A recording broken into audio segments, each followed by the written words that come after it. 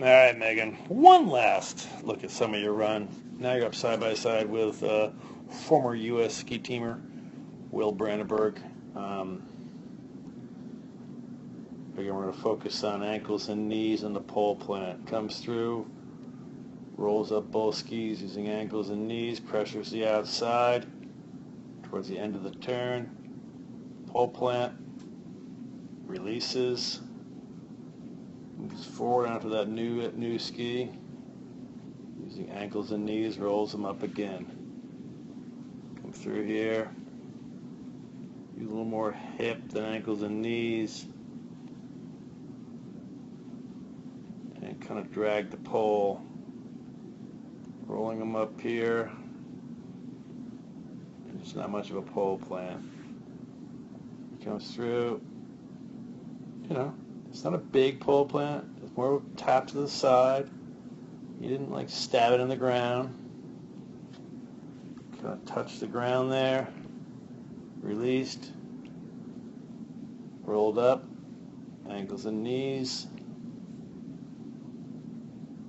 You can see the angles he's producing with his, knees there. Comes through. Little pole touch towards the end of the turn. Release. You can see how his skis are crossing under him as he's crossing over them, taking it down the hill. They'll come through. A little tap there. It's much lower than him. And your skis do cross under you as you're crossing over them. You really take it. You get a nice upper body down the hill. That's good.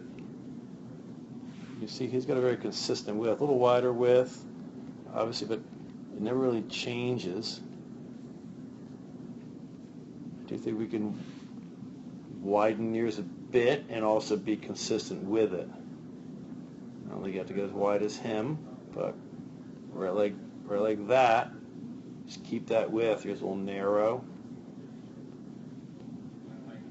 Keep that width right there throughout.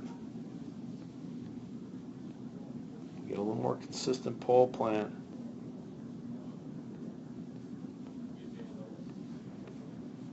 A little tap there. There you go. Now, that's just late. We'd want to be doing that right now. In the ground right now to the side, and you kind of wait till you stood up a little taller. And really in slalom, we're not going to stand up that tall anyway. He comes through. It's right there to the side. I don't know if he hit the ground. Maybe he did, but got a little pole swing there. We talked about in an earlier video, pulling the inside foot back, having nice ankle flexion on both, and you can see him there, really in the front of the boot, pulling it back. So, in any event, thought it might be helpful to see again the pole plant in ankles and knees. Let's try to use your ankles and knees more initially. Make sure we get a nice little pole plant tap, whatever, pole swing towards the end of the turn.